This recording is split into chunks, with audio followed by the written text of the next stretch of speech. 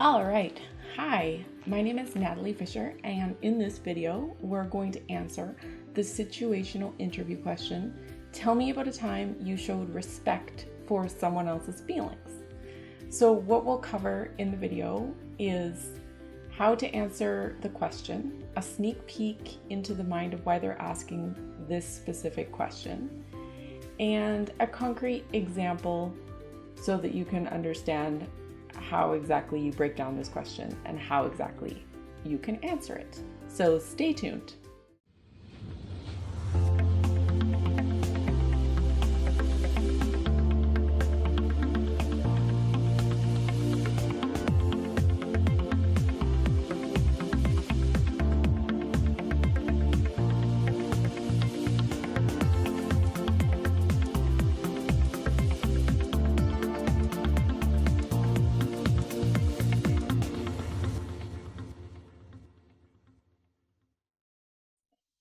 So tell me about a time you showed respect for someone's feelings.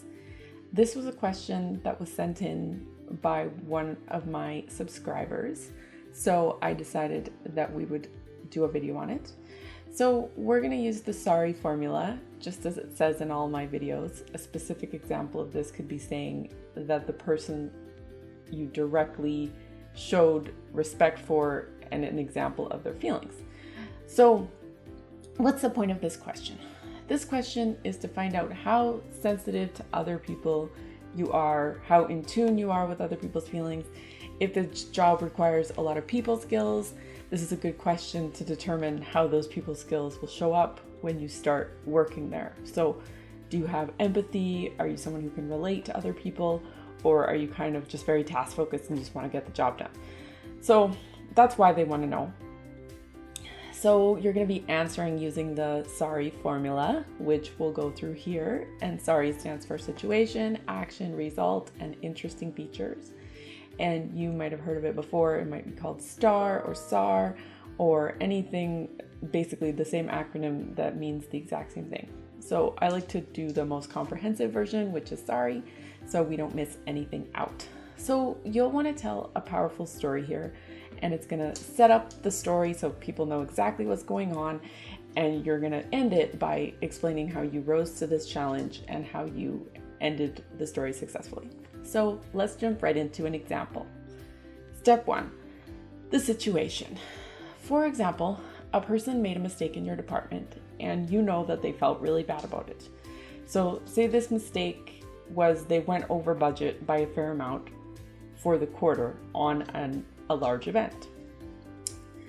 So that's the situation. Step 2, what did you do here?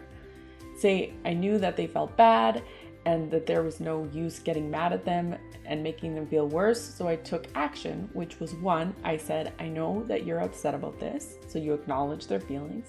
2, how can I help you fix this mistake? What can we learn about this mistake together, and how can we use this? So let's work together to see where we can compensate for this budget overage by cutting the budget from other places, for example. Let's do it together. I'm here for you and we'll get through this.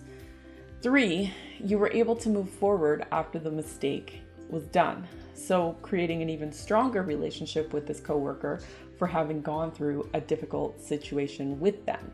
So that's 3 steps to the actions that you took. So you don't want to have more than 3 actions because then the story gets a bit too long. So the result, what happened after all this? The coworker appreciated your understanding and your helpfulness. And moving forward, this coworker felt really comfortable coming to you for advice or help, just as someone who they could speak to as a sounding board or someone who they could rely on for help. And step 4, bonus interesting features. So what did you learn here? What went well? So you learned that getting angry at someone who's already angry at themselves has little point and does not better the situation in the slightest. And there you have it. The answer to that question. So how sensitive are you to people's feelings? Have you really asked yourself that question before? Do you know how you treat other people when they're feeling bad or when they've made a mistake? Thank you for watching. Remember, nailing the interview questions is great, but there is a lot more to interviewing than just answering those questions alone. In fact, if that's all you do is answer the questions, you've already lost. There's a whole thing at play here. It's called an interview strategy. So if you'd like to get started with me, you can learn more by clicking the link below. And the first thing you can do is grab my free guide. You get free instant access to this ultimate situational interviewing guide that I created. It has a breakdown of the STAR formula with an example, why it works so well. You'll get 10 concrete examples of the top 10 most commonly asked interview questions for the behavioral setting.